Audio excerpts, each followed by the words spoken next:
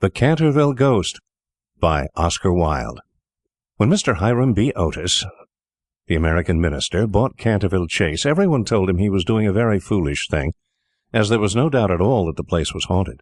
Indeed, Lord Canterville himself, who was a man of the most punctilious honour, had felt it his duty to mention the fact to Mr. Otis when they came to discuss terms.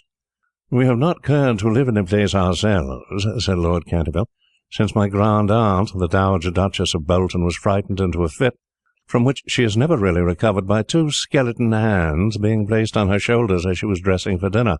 And I feel bound to tell you, Mr. Otis, that the ghost has been seen by several living members of my family, as well as by the rector of the parish, the Reverend Augustus Dampier, who is a fellow of King's College, Cambridge. After the unfortunate accident to the Duchess, none of our younger servants would stay with us, and Lady Canterville got very little sleep at night, in consequence of the mysterious noises that seemed to come often from the corridor and the library." "My lord," answered the minister, "I will take the furniture and the ghost at a valuation.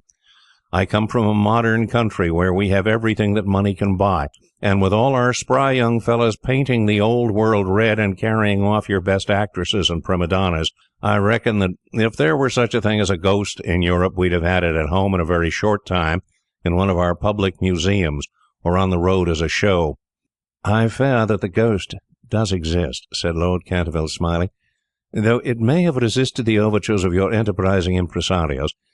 It has been well known for 3 centuries, since 1584, in fact, and always makes its appearance before the death of any member of our family." "Well, so does the family doctor, for that matter, Lord Canterville. But there's no such thing, sir, as a ghost, and I guess the laws of nature are not going to be suspended for the British aristocracy." "You are certainly very natural in America," answered Lord Canterville, who did not quite understand Mr. Otis's last observation. "And if you don't mind a ghost in the house, it's all right. Only you must remember I warned you." A few weeks after this, the purchase was completed, and at the close of the season the minister and his family went down to Canterville Chase. Mrs. Otis, who, as Miss Lucretia R. Tappan of West 53rd Street, had been a celebrated New York belle, was now a very handsome, middle-aged woman, with fine eyes and a superb profile. Many American ladies, on leaving their native land, adopt an appearance of chronic ill health, under the impression that it's a form of European refinement, but Mrs. Otis had never fallen into this error. She had a magnificent constitution and a really wonderful amount of animal spirits. Indeed, in many respects she was quite English, and was an excellent example of the fact that we have really everything in common with America nowadays, except, of course, language. Her eldest son, christened Washington by his parents in a moment of patriotism which he never ceased to regret, was a fair-haired, rather good-looking young man who had qualified himself for American diplomacy by leading the German at the Newport Casino for 3 successive seasons, and even in London was well known as an excellent dancer. Gardenias and the peerage were his only weaknesses. Otherwise, he was extremely sensible. Miss Virginia E. Otis was a little girl of 15, lithe and very lovely. Lovely as a fawn, in fact, and with a fine freedom in her large blue eyes.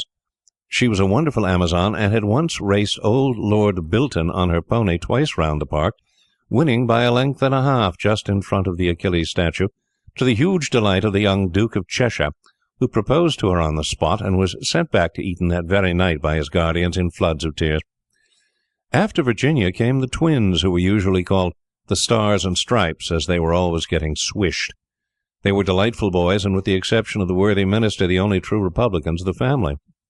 As Canterville Chase is 7 miles from Ascot, the nearest railway station, Mr. Otis had telegraphed for a wagonette to meet them, and they started on their drive in high spirits. It was a lovely July evening, and the air was delicate with the scent of the pine woods. Now and then they heard a wood pigeon brooding over its own sweet voice, or saw deep in the rustling fern the burnished breast of the pheasant. Little squirrels peered at them from the beech trees as they went by, and the rabbits scudded away through the brushwood and over the mossy knolls, with their white tails in the air. As they entered the avenue of Canterville Chase, however, the sky became suddenly overcast with clouds.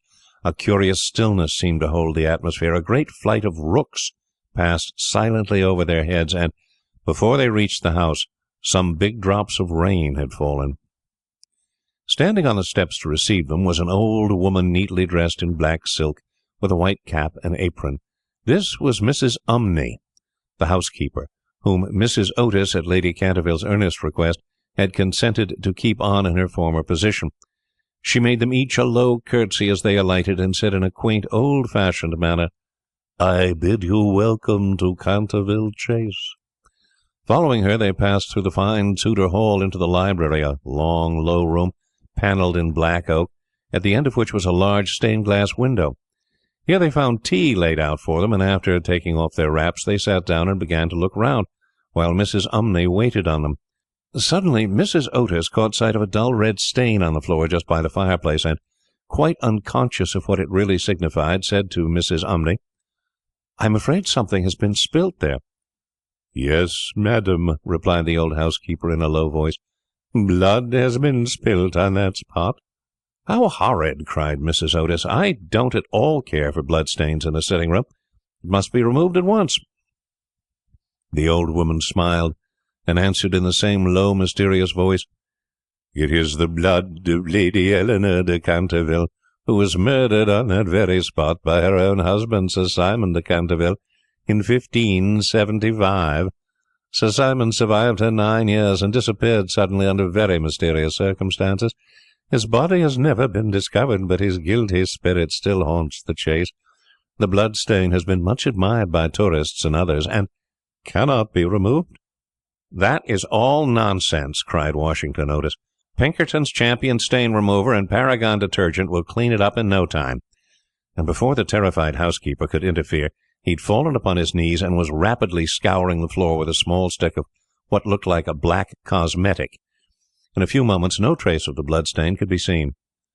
"I knew Pinkerton would do it," he exclaimed triumphantly as he looked round at his admiring family.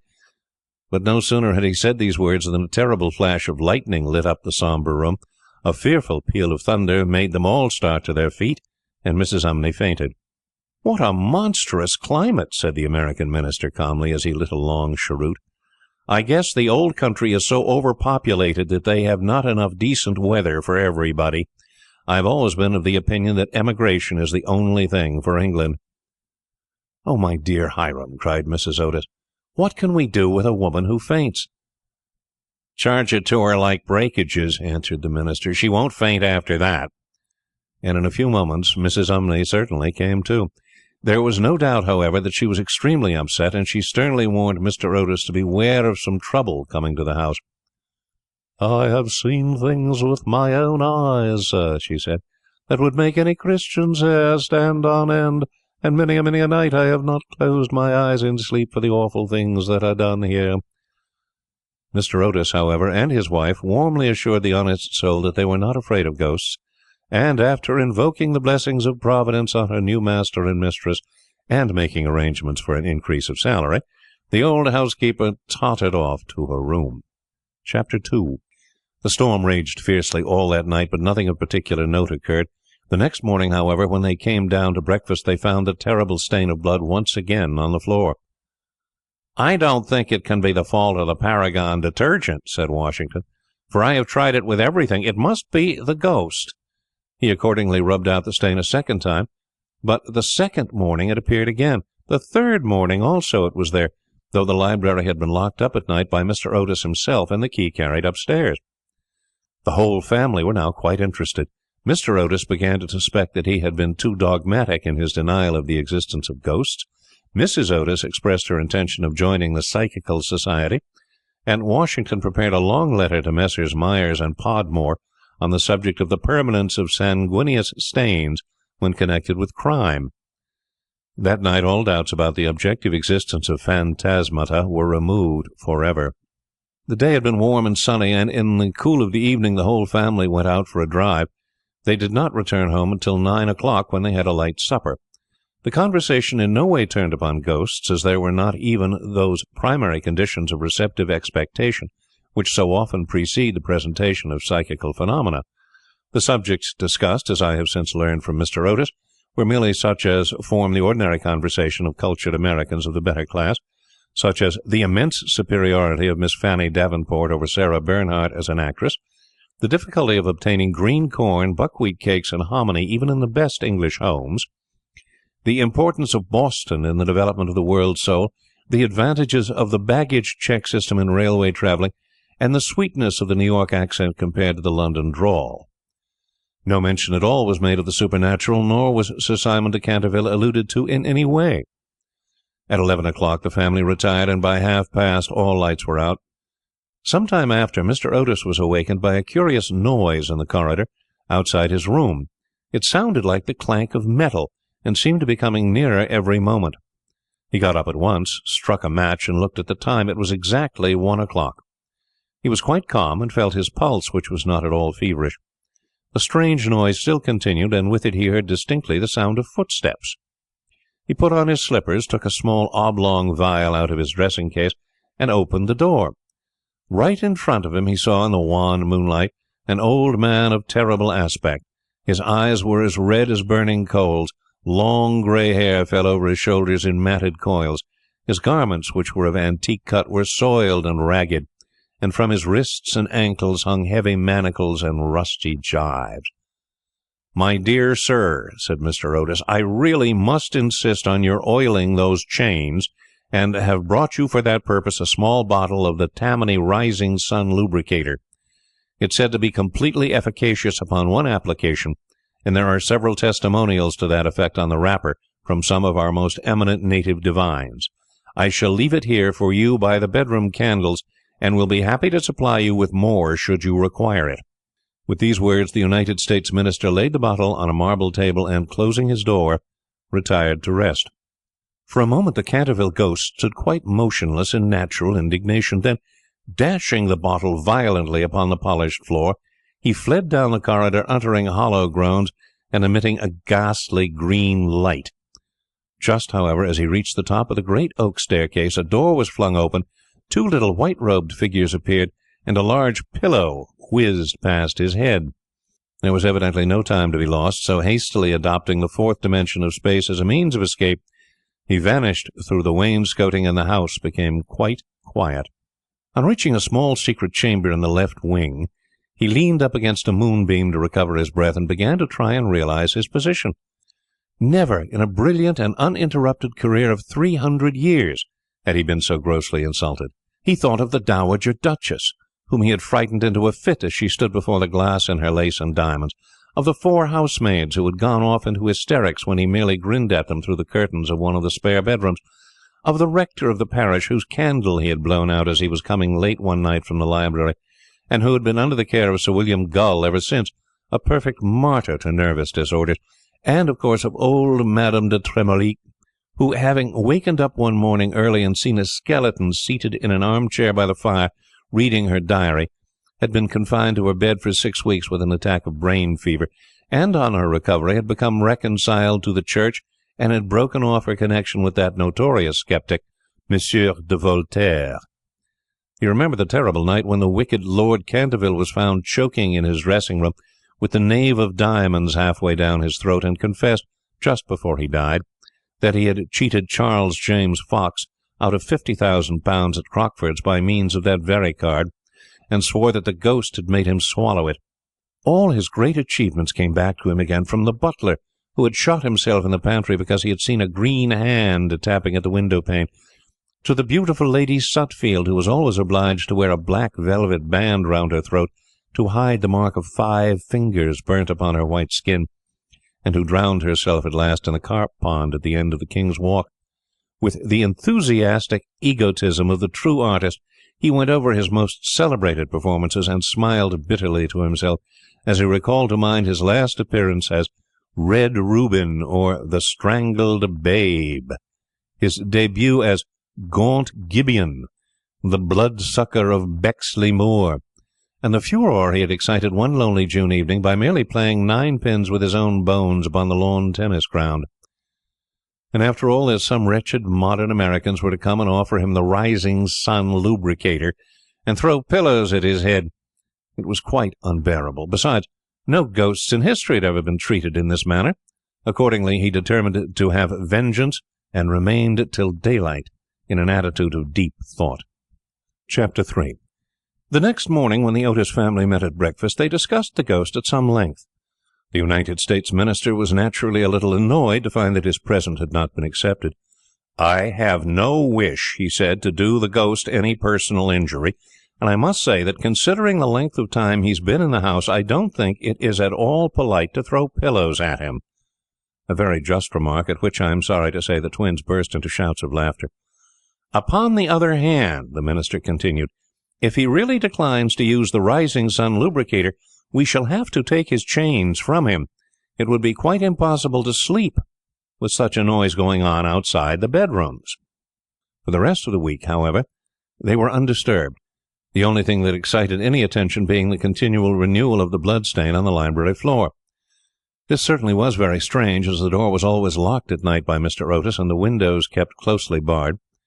The chameleon-like colour also of the stain excited a good deal of comment. Some mornings it was a dull, almost Indian red, then it would be vermilion, then a rich purple, and once when they came down for family prayers, according to the simple rites of the Free American Reformed Episcopalian Church, they found it a bright emerald green. This kaleidoscopic change naturally amused the party very much, and bets on the subject were freely made every evening. The only person who did not enter into the joke was little Virginia, who for some unexplained reason was always a good deal distressed at the sight of the bloodstain, and very nearly cried the morning it was emerald green. The second appearance of the ghost was on Sunday night. Shortly after they had gone to bed, they were suddenly alarmed by a fearful crash in the hall.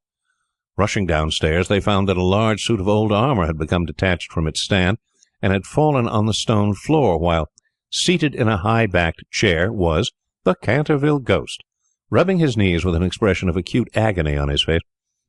The twins, having brought their pea-shooters with them, at once discharged 2 pellets on him, with that accuracy of aim which can only be attained by long and careful practice on a writing master, while the United States minister covered him with his revolver and called upon him, in accordance with Californian etiquette, to hold up his hands. The ghost started up with a wild shriek of rage and swept through them like a mist, extinguishing Washington Otis's candle as he passed, and so leaving them all in total darkness. On reaching the top of the staircase, he recovered himself and determined to give his celebrated peal of demonic laughter. This he had on more than one occasion found extremely useful. It was said to have turned Lord Raker's wig grey in a single night, and had certainly made 3 of Lady Canterville's French governesses give warning before their month was up. He accordingly laughed his most horrible laugh, till the old vaulted roof rang and rang again, but hardly had the fearful echo died away when a door opened, and Mrs. Otis came out in a light blue dressing-gown. "I am afraid you are far from well," she said, "and have brought you a bottle of Dr. Dobell's tincture. If it is indigestion, you'll find it a most excellent remedy."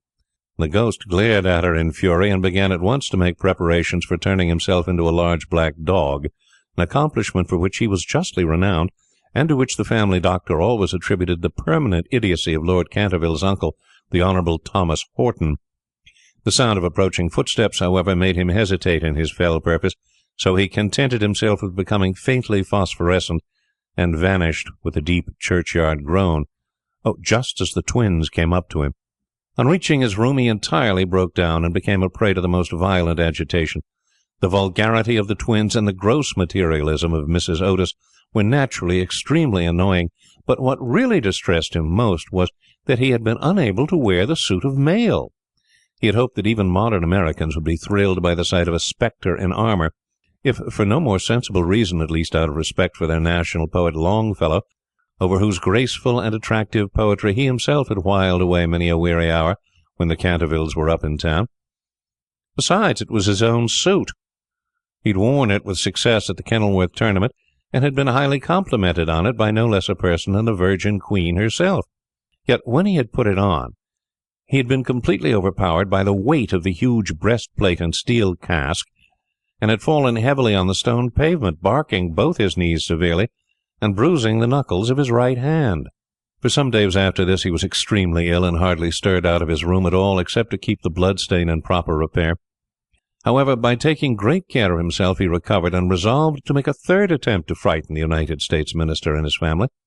He selected Friday, the 17th of August, for his appearance, and spent most of that day in looking over his wardrobe, ultimately deciding in favour of a large slouched hat with a red feather, a winding sheet frilled at the wrists and neck, and a rusty dagger. Towards evening a violent storm of rain came on, and the wind was so high that all the windows and doors in the old house shook and rattled. In fact, it was just such weather as he loved. His plan of action was this.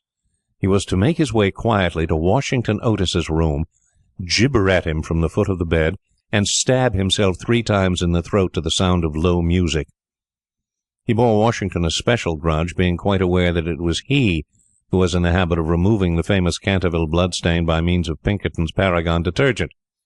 Having reduced the reckless and foolhardy youth to a condition of abject terror, he was then to proceed to the room occupied by the United States Minister and his wife, and there to place a clammy hand on Mrs. Otis's forehead, while he hissed into her trembling husband's ear the awful secrets of the charnel house. With regard to little Virginia, he had not quite made up his mind. She had never insulted him in any way, and was pretty and gentle. A few hollow groans from the wardrobe he thought would be more than sufficient, or if that failed to wake her, he might grabble at the counterpane with palsy-twitching fingers. As for the twins, he was quite determined to teach them a lesson. The first thing to be done was, of course, to sit upon their chests, so as to produce the stifling sensation of nightmare. Then, as their beds were quite close to each other, to stand between them in the form of a green, icy-cold corpse, till they became paralyzed with fear, and finally to throw off the winding sheet and crawl round the room, with white bleached bones and one rolling eyeball, in the character of Dumb Daniel or the Suicide's skeleton, a role in which he had on more than one occasion produced a great effect, and which he considered quite equal to his famous part of Martin the Maniac, or the Masked Mystery. At 10:30 he heard the family going to bed. For some time he was disturbed by wild shrieks of laughter from the twins, who, with the light-hearted gaiety of schoolboys, were evidently amusing themselves before they retired to rest. But at 11:15 all was still, and as midnight sounded he sallied forth. The owl beat against the window-panes, the raven croaked from the old yew tree, and the wind wandered moaning round the house like a lost soul. But the Otis family slept unconscious of their doom, and high above the rain and storm he could hear the steady snoring of the Minister of the United States. He stepped stealthily out of the wainscoting with an evil smile on his cruel, wrinkled mouth, and the moon hid her face in a cloud as he stole past the great oriel window, where his own arms and those of his murdered wife were blazoned in azure and gold. On and on he glided like an evil shadow, the very darkness seeming to loathe him as he passed. Once he thought he heard something call and stopped, but it was only the baying of a dog from the Red Farm, and he went on, muttering strange 16th-century curses, and ever and anon brandishing the rusty dagger in the midnight air. Finally he reached the corner of the passage that led to luckless Washington's room. For a moment he paused there, the wind blowing his long grey locks about his head, and twisting into grotesque and fantastic folds the nameless horror of the dead man's shroud. Then the clock struck the quarter, and he felt the time was come. He chuckled to himself and turned the corner. But no sooner had he done so than, with a piteous wail of terror, he fell back and hid his blanched face in his long bony hands. Right in front of him was standing a horrible spectre, motionless as a graven image, and monstrous as a madman's dream. Its head was bald and burnished, its face round and fat and white, and hideous laughter seemed to have writhed its features into an eternal grin. From the eyes streamed rays of scarlet light, the mouth was a wide well of fire, and a hideous garment, like to his own, swathed with its silent snows the Titian form. On its breast was a placard with strange writing in antique characters, some scroll of shame, it seemed, some record of wild sins, some awful calendar of crime, and with its right hand it bore aloft a fashion of gleaming steel. Never having seen a ghost before, he naturally was terribly frightened, and after a second hasty glance at the awful phantom, he fled back to his room, tripping up in his long winding sheet as he sped down the corridor, and finally dropping the rusty dagger into the minister's jack-boots, where it was found in the morning by the butler. Once in the privacy of his own apartment, he flung himself down on a small pallet bed and hid his face under the clothes. After a time, however, the brave old Canterville spirit asserted itself, and he determined to go and speak to the other ghost as soon as it was daylight.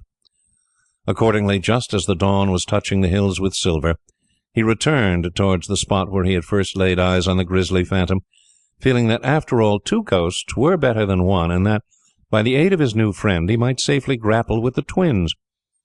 On reaching the spot, however, a terrible sight met his gaze. Something had evidently happened to the spectre, for the light had entirely faded from its hollow eyes, the gleaming falchion had fallen from its hand, and it was leaning up against the wall in a strained and uncomfortable attitude.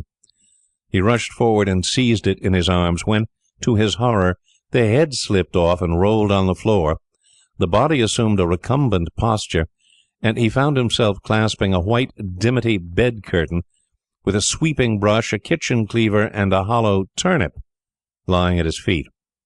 Unable to understand this curious transformation, he clutched the placard with feverish haste, and there, in the grey morning light, he read these fearful words: "Ye Otis Ghosty, ye only true and original spook. Beware of ye imitationes. All others are counterfeity." The whole thing flashed across him. He had been tricked, foiled, and outwitted. The old Canterville look came into his eyes. He ground his toothless gums together, and, raising his withered hands high above his head, swore, according to the picturesque phraseology of the antique school, that when Chanticleer had sounded twice his merry horn, deeds of blood would be wrought, and murder walk abroad with silent feet. Hardly had he finished this awful oath when, from the red-tiled roof of a distant homestead, a cock crew. He laughed a long, low, bitter laugh, and waited. Hour after hour he waited, but the cock, for some strange reason, did not crow again. Finally, at 7:30, the arrival of the housemaids made him give up his fearful vigil, and he stalked back to his room, thinking of his vain hope and baffled purpose. There he consulted several books of ancient chivalry, of which he was exceedingly fond, and found that on every occasion on which his oath had been used, Chanticleer had always crowed a second time. "Perdition seize the naughty fowl," he muttered. "I have seen the day when, with my stout spear, I would have run him through the gorge, and made him crow for me, and 'twere in death." He then retired to a comfortable lead coffin, and stayed there till evening. Chapter 4. The next day the ghost was very weak and tired. The terrible excitement of the last 4 weeks was beginning to have its effect. His nerves were completely shattered, and he started at the slightest noise. For 5 days he kept his room, and at last made up his mind to give up the point of the bloodstain on the library floor. If the Otis family did not want it, they clearly did not deserve it. They were evidently people on a low material plane of existence, and quite incapable of appreciating the symbolic value of sensuous phenomena. The question of phantasmic apparitions and the development of astral bodies was, of course, quite a different matter, and really not under his control. It was his solemn duty to appear in the corridor once a week and to gibber from the large oriel window on the first and third Wednesday in every month, and he did not see how he could honorably escape from his obligations. It was quite true that his life had been very evil, but, upon the other hand, he was most conscientious in all things connected with the supernatural. For the next 3 Saturdays, accordingly, he traversed the corridor as usual between midnight and 3 o'clock, taking every possible precaution against being either heard or seen. He removed his boots, trod as lightly as possible on the old worm-eaten boards, wore a large black velvet cloak, and was careful to use the rising sun lubricator for oiling his chains. I am bound to acknowledge that it was with a good deal of difficulty that he brought himself to adopt this last mode of protection. However, one night while the family were at dinner, he slipped into Mr. Otis's bedroom and carried off the bottle. He felt a little humiliated at first, but afterwards was sensible enough to see that there was a great deal to be said for the invention, and to a certain degree it served his purpose. Still, in spite of everything, he was not left unmolested. Strings were continually being stretched across the corridor, over which he tripped in the dark, and on one occasion, while dressed for the part of Black Isaac or the huntsman of Hogley Woods, he met with a severe fall through treading on a butter slide which the twins had constructed from the entrance of the tapestry chamber to the top of the oak staircase. This last insult so enraged him that he resolved to make one final effort to assert his dignity and social position, and determined to visit the insolent young Estonians the next night in his celebrated character of Reckless Rupert, or the Headless Earl. He had not appeared in this disguise for more than 70 years. In fact, not since he had so frightened pretty Lady Barbara Modish by means of it, that she suddenly broke off her engagement with the present Lord Canterville's grandfather, and ran away to Gretna Green with handsome Jack Castleton, declaring that nothing in the world would induce her to marry into a family that allowed such horrible phantoms to walk up and down the terrace at twilight. Poor Jack was afterwards shot in a duel by Lord Canterville on Wandsworth Common, and Lady Barbara died of a broken heart at Tunbridge Wells before the year was out, so in every way it had been a great success. It was, however, an extremely difficult make-up, if I may use such a theatrical expression, in connection with one of the greatest mysteries of the supernatural, or, to employ a more scientific term, the higher natural world, and it took him fully 3 hours to make his preparations. At last everything was ready, and he was very pleased with his appearance. The big leather riding boots that went with the dress were just a little too large for him, and he could only find one of the 2 horse pistols, but on the whole he was quite satisfied, and at 1:15 he glided out of the wainscoting and crept down the corridor. On reaching the room occupied by the twins, which I should mention was called the Blue Bedchamber on account of the colour of its hangings, he found the door just ajar. Wishing to make an effective entrance, he flung it wide open, when a heavy jug of water fell right down on him, wetting him to the skin, and just missing his left shoulder by a couple of inches. At the same moment he heard stifled shrieks of laughter proceeding from the 4-poster bed. The shock to his nervous system was so great that he fled back to his room as hard as he could go, and the next day he was laid up with a severe cold. The only thing that at all consoled him in the whole affair was the fact that he had not brought his head with him, for had he done so the consequences might have been very serious. He now gave up all hope of ever frightening this rude American family, and contented himself, as a rule, with creeping about the passages in list slippers, with a thick red muffler round his throat for fear of draughts, and a small arquebus, in case he should be attacked by the twins. The final blow he received occurred on the 19th of September.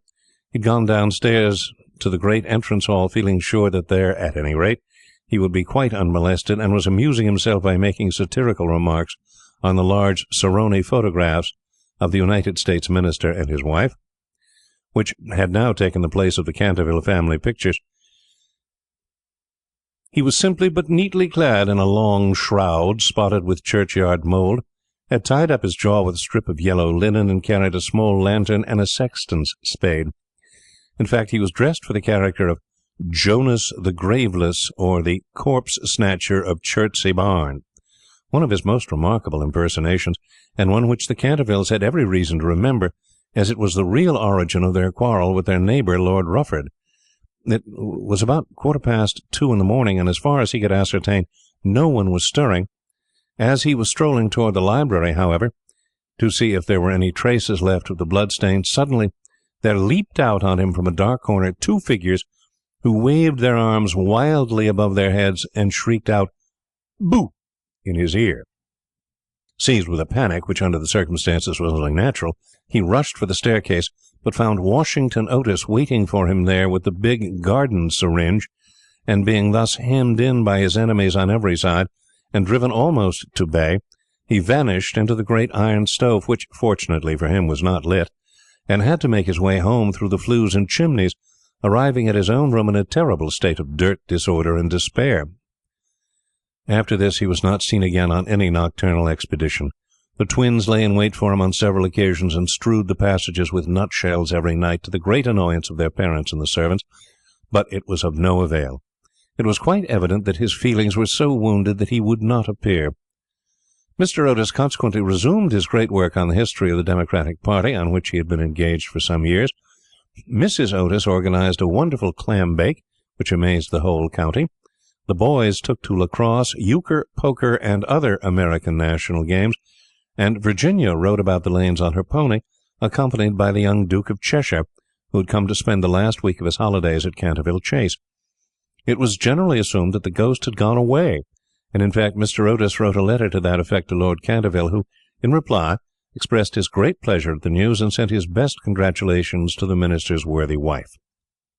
The Otises, however, were deceived, for the ghost was still in the house, and though now almost an invalid, was by no means ready to let matters rest, particularly as he heard that among the guests was the young Duke of Cheshire, whose grand-uncle, Lord Francis Stilton, had once bet 100 guineas with Colonel Carberry that he would play dice with the Canterville Ghost, and was found the next morning lying on the floor of the card-room in such a helplessly paralytic state that though he lived on to a great age, he was never able to say anything again but double sixes.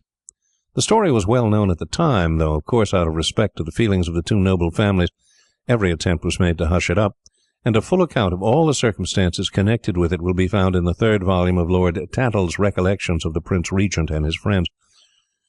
The ghost, then, was naturally very anxious to show that he had not lost his influence over the Stiltons, with whom, indeed, he was distantly connected, his own first cousin having been married en secundus nuptias to the Sieur de Bulkeley, from whom, as everyone knows, the Dukes of Cheshire are lineally descended. Accordingly, he made arrangements for appearing to Virginia's little lover in his celebrated impersonation of the Vampire Monk, or the Bloodless Benedictine, a performance so horrible that when old Lady Startup saw it, which she did on one fateful New Year's Eve in the year 1764, she went off into the most piercing shrieks, which culminated in violent apoplexy, and died in 3 days, after disinheriting the Cantervilles, who were her nearest relations, and leaving all her money to her London apothecary. At the last moment, however, his terror of the twins prevented his leaving his room, and the little Duke slept in peace under the great feathered canopy in the royal bedchamber, and dreamed of Virginia. Chapter 5.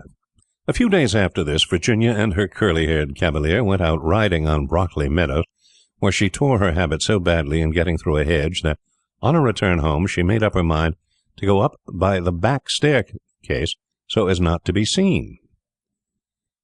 As she was running past the tapestry chamber, the door of which happened to be open, she fancied she saw someone inside, and thinking it was her mother's maid, who sometimes used to bring her work there, looked in to ask her to mend her habit. To her immense surprise, however, it was the Canterville Ghost himself. He was sitting by the window, watching the ruined gold of the yellow trees fly through the air, and the red leaves dancing madly down the long avenue. His head was leaning on his hand, and his whole attitude was one of extreme depression. Indeed, so forlorn and so much out of repair did he look that little Virginia, whose first idea had been to run away and lock herself in her room, was filled with pity, and determined to try and comfort him. So light was her footfall, and so deep his melancholy, that he was not aware of her presence till she spoke to him.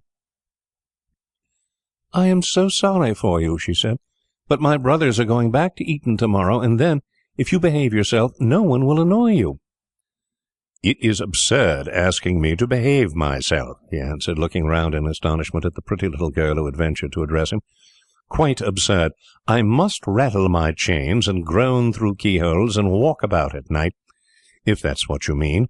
It's my only reason for existing." "Well, it's no reason at all for existing, and you know you have been very wicked.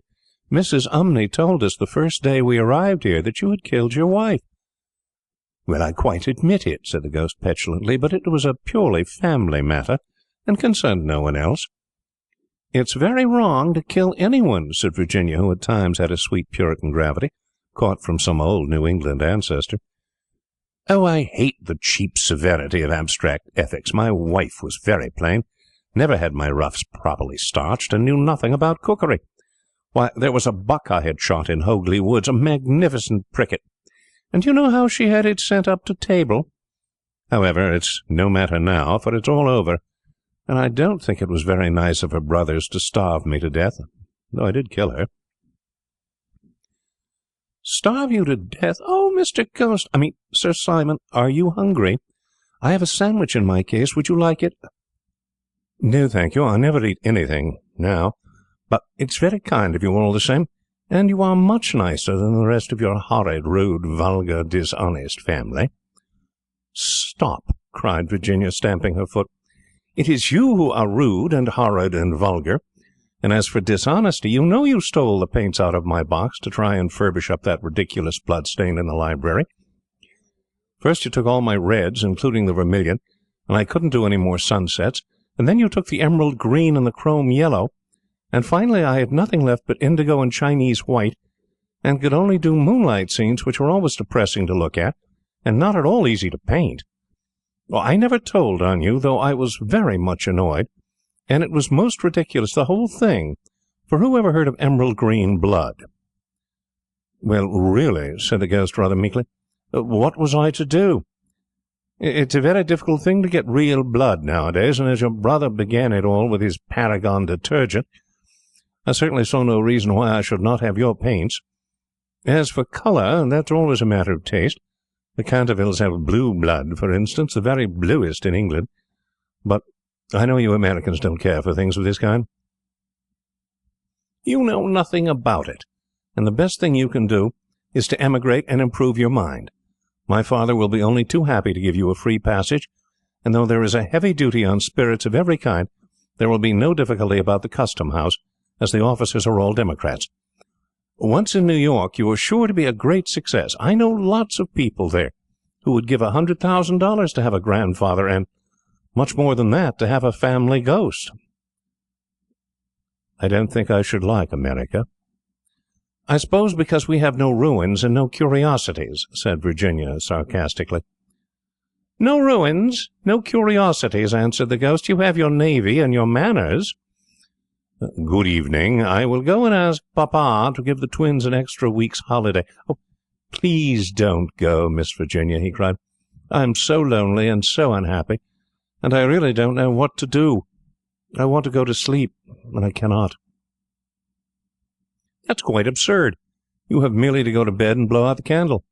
It's very difficult sometimes to keep awake, especially at church, but there's no difficulty at all about sleeping. Why, even babies know how to do that, and they're not very clever." "I have not slept for 300 years, he said sadly, and Virginia's beautiful blue eyes opened in wonder. "For 300 years I have not slept, and I am so tired." Virginia grew quite grave, and her little lips trembled like rose leaves. She came towards him, and kneeling down at his side, looked up into his old withered face. "Poor, poor ghost," she murmured. "Have you no place where you can sleep?" "Far away beyond the pine woods," he answered in a low dreamy voice, "there is a little garden. There the grass grows long and deep. There are the great white stars of the hemlock flower. There the nightingale sings all night long. All night long he sings, and the cold crystal moon looks down, and the yew tree spreads out its giant arms over the sleepers." Virginia's eyes grew dim with tears, and she hid her face in her hands. "You mean the Garden of Death?" she whispered. "Yes, death. Death must be so beautiful. To lie in the soft brown earth with the grasses waving above one's head, and listen to silence. To have no yesterday and no tomorrow. To forget time, to forget life, to be at peace. You can help me. You can open for me the portals of Death's house, for love is always with you, and love is stronger than death is." Virginia trembled. A cold shudder ran through her, and for a few moments there was silence. She felt as if she was in a terrible dream. Then the ghost spoke again, and his voice sounded like the sighing of the wind. "Have you ever read the old prophecy on the library window?" "Oh, often," cried the little girl, looking up. "I know it quite well. It's painted in curious black letters, and it is difficult to read. There are only 6 lines. When a golden girl can win prayer from out of the lips of sin. When the barren almond bears, and a little child gives away its tears. Then shall all the house be still, and peace come to Canterville." "But I don't know what they mean." "They mean," the ghost said sadly, "that you must weep for me for my sins, because I have no tears, and pray with me for my soul, because I have no faith. And then, if you have always been sweet and good and gentle, the angel of death will have mercy on me. You will see fearful shapes in darkness, and wicked voices will whisper in your ear, but they will not harm you, for against the purity of a little child the powers of hell cannot prevail." Virginia made no answer, and the ghost wrung his hands in wild despair as he looked down at her bowed golden head. Suddenly she stood up, very pale, and with a strange light in her eyes. "I am not afraid," she said firmly, "and I will ask the angel to have mercy on you."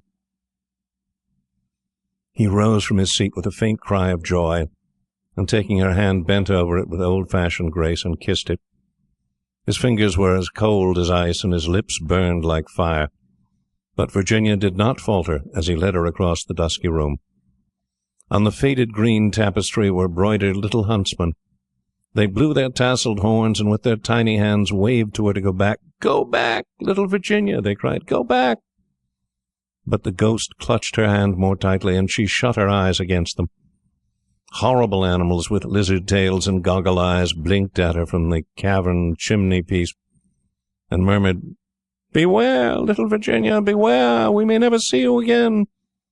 But the ghost glided on more swiftly, and Virginia did not listen.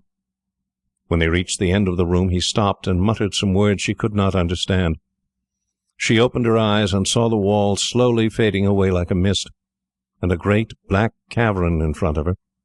A bitter cold wind swept round them, and she felt something pulling at her dress. "Quick, quick!" cried the ghost, "or it will be too late." And in a moment the wainscoting had closed behind them, and the tapestry chamber was empty. Chapter 6. About 10 minutes later the bell rang for tea, and as Virginia did not come down, Mrs. Otis sent up one of the footmen to tell her. After a little time he returned and said that he could not find Miss Virginia anywhere. As she was in the habit of going out to the garden every evening to get flowers for the dinner table, Mrs. Otis was not at all alarmed at first, but when 6 o'clock struck and Virginia did not appear, she became really agitated, and sent the boys out to look for her, while she herself and Mr. Otis searched every room in the house. At 6:30 the boys came back and said they could find no trace of their sister anywhere. They were all now in the greatest state of excitement, and did not know what to do, when Mr. Otis suddenly remembered that some few days before he had given a band of gypsies permission to camp in the park. He accordingly at once set off for Blackfell Hollow, where he knew they were, accompanied by his eldest son and 2 of the farm servants. The little Duke of Cheshire, who was perfectly frantic with anxiety, begged hard to be allowed to go too, but Mr. Otis would not allow him, as he was afraid there might be a scuffle.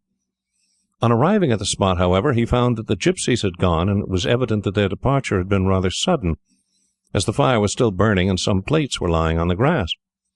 Having sent off Washington and the 2 men to scour the district, he ran home and dispatched telegrams to all the police inspectors in the county, telling them to look out for a little girl who had been kidnapped by tramps or gypsies. He then ordered his horse to be brought round, and after insisting on his wife and the 3 boys sitting down to dinner, rode off down the Ascot Road with a groom. He had hardly, however, gone a couple of miles when he heard somebody galloping after him, and, looking round, saw the little Duke coming up on his pony, with his face very flushed and no hat. "I'm awfully sorry, Mr. Otis," gasped out the boy, "but I can't eat any dinner as long as Virginia is lost. Please don't be angry with me. If you had let us be engaged last year, there would never have been all this trouble. You won't send me back, will you? I can't go. I won't go."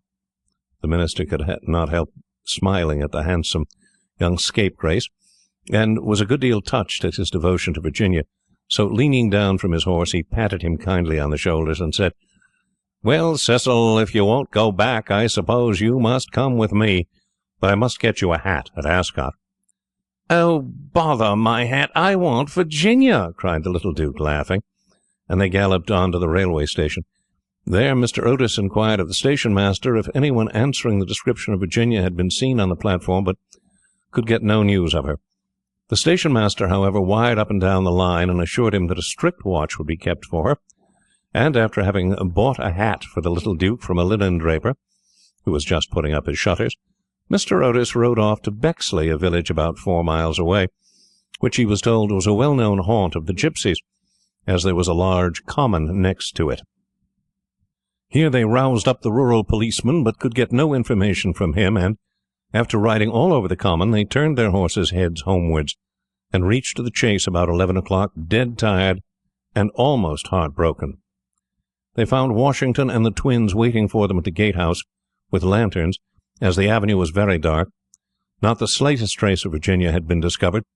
The gypsies had been caught on Broxley Meadows, but she was not with them, and they had explained their sudden departure by saying that they had mistaken the date of Taunton Fair, and had gone off in a hurry for fear they might be late. Indeed, they had been quite distressed at hearing of Virginia's disappearance, as they were very grateful to Mr. Otis for having allowed them to camp in his park, and 4 of their number had stayed behind to help in the search. The carp pond had been dragged and the whole chase thoroughly gone over, but without any result.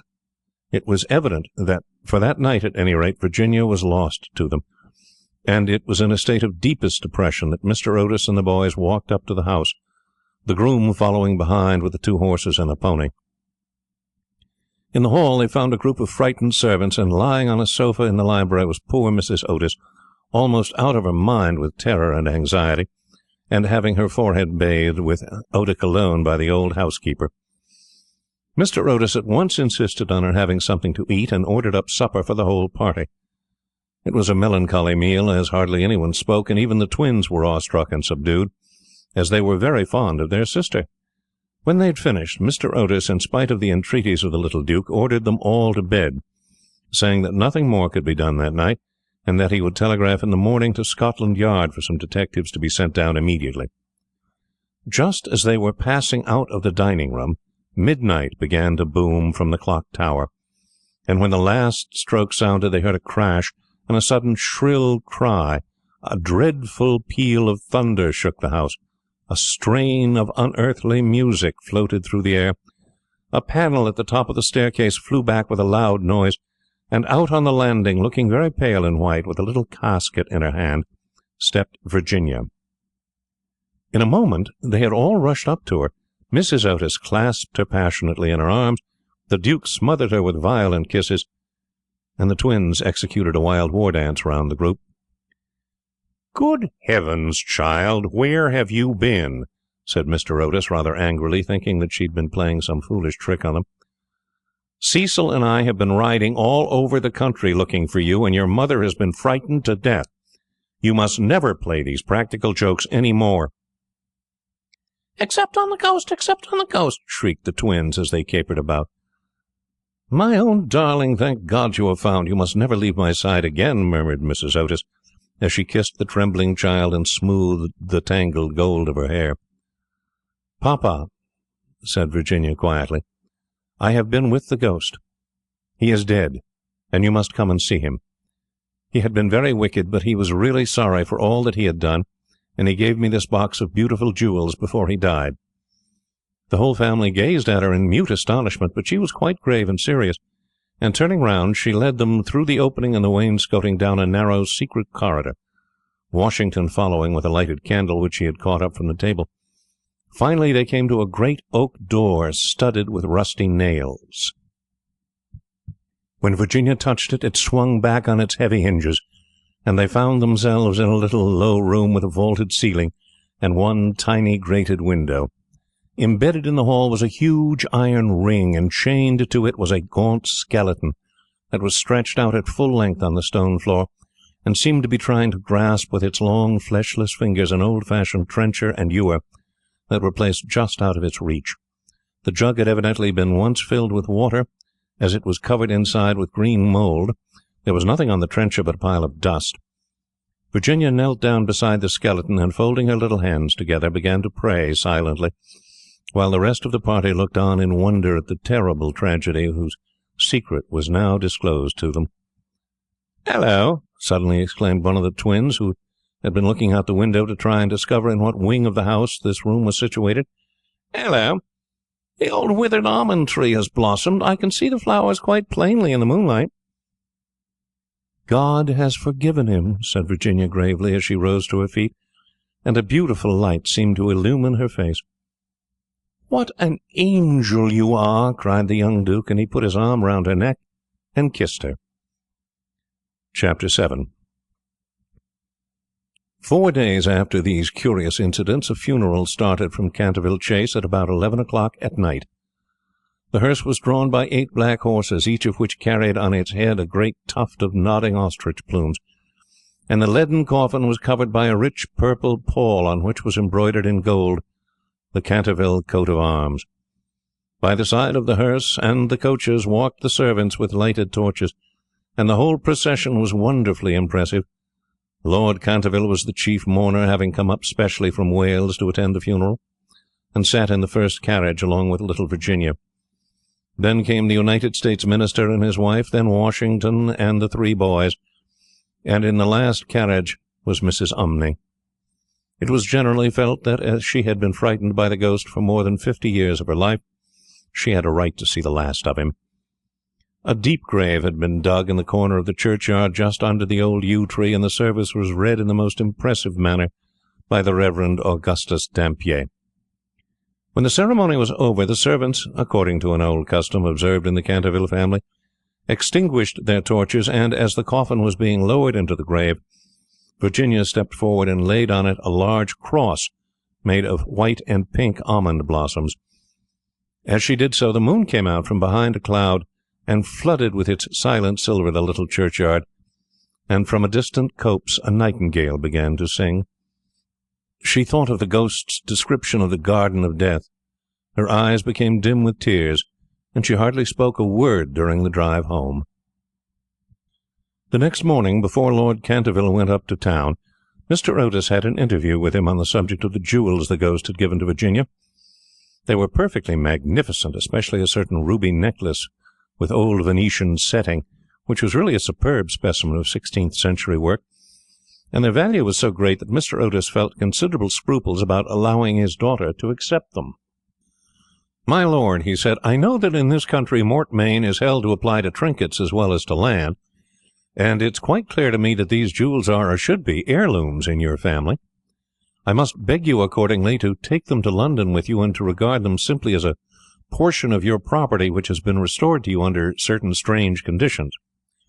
As for my daughter, she is merely a child, and has as yet, I am glad to say, but little interest in such appurtenances of idle luxury.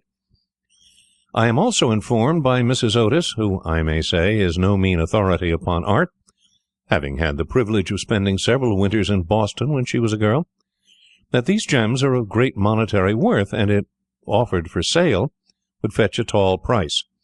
Under these circumstances, Lord Canterville, I feel sure that you will recognize how impossible it would be for me to allow them to remain in the possession of any member of my family. And indeed all such vain gauds and toys, however suitable or necessary to the dignity of the British aristocracy, would be completely out of place among those who have been brought up on the severe, and I believe immortal, principles of republican simplicity.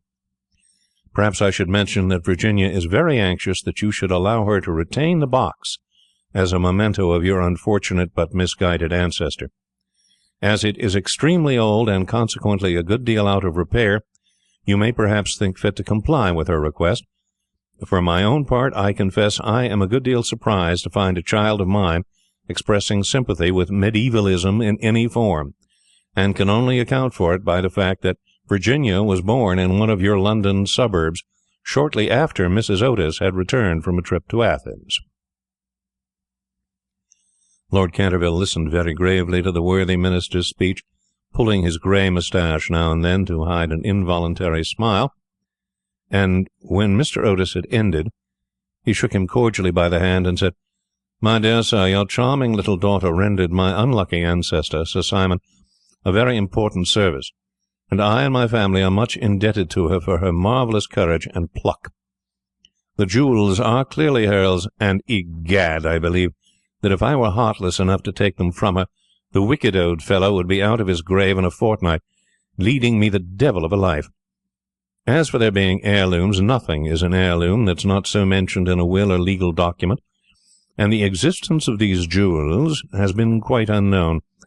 I assure you I have no more claim on them than your butler, and when Miss Virginia grows up I dare say she'll be pleased to have pretty things to wear.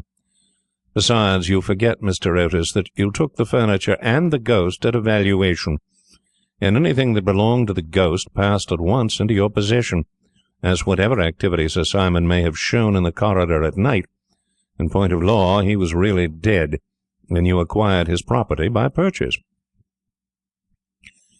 Mr. Otis was a good deal distressed at Lord Canterville's refusal, and begged him to reconsider his decision, but the good-natured peer was quite firm, and finally induced the minister to allow his daughter to retain the present the ghost had given her, and when, in the spring of 1890, the young Duchess of Cheshire was presented at the Queen's first drawing-room on the occasion of her marriage. Her jewels were the universal theme of admiration. For Virginia received a coronet, which is the reward of all good little American girls, and was married to her boy-lover as soon as he came of age. They were both so charming, and they loved each other so much, that everyone was delighted at the match, except the old Marchioness of Dumbleton, who had tried to catch the Duke for one of her 7 unmarried daughters, and had given no less than 3 expensive dinner parties for that purpose, and, strange to say, Mr. Otis himself. Mr. Otis was extremely fond of the young Duke personally, but theoretically he objected to titles, and, to use his own words, was not without apprehension lest, amid the enervating influences of a pleasure-loving aristocracy, the true principles of republican simplicity should be forgotten. His objections, however, were completely overruled, and I believe that when he walked up the aisle of St. George's, Hanover Square, with his daughter leaning on his arm, there was not a prouder man in the whole length and breadth of England. The Duke and Duchess, after the honeymoon was over, went down to Canterville Chase, and on the day after their arrival they walked over in the afternoon to the lonely churchyard by the pine woods. There had been a great deal of difficulty at first about the inscription on Sir Simon's tombstone, but finally it had been decided to engrave on it simply the initials of the old gentleman's name and the verse from the library window. The Duchess had brought with her some lovely roses, which she strewed upon the grave, and after they had stood by it for some time they strolled into the ruined chancel of the old abbey. There the Duchess sat down on a fallen pillar, while her husband lay at her feet smoking a cigarette and looking up at her beautiful eyes. Suddenly he threw his cigarette away, took hold of her hand, and said to her, "Virginia, a wife should have no secrets from her husband." "Dear Cecil, I have no secrets from you." "Yes, you have," he answered, smiling. "You have never told me what happened to you when you were locked up with the ghost." "I have never told anyone, Cecil," said Virginia gravely. "I know that, but you might tell me." "Please don't ask me, Cecil. I cannot tell you." "Poor old Sir Simon. I owe him a great deal. Yes, don't laugh, Cecil. I really do. He made me see what life is, and what death signifies, and why love is stronger than both." The Duke rose and kissed his wife lovingly. "You can have your secret as long as I have your heart," he murmured. "You have always had that, Cecil. And you will tell our children some day, won't you?" Virginia blushed. End of the Canterville Ghost by Oscar Wilde,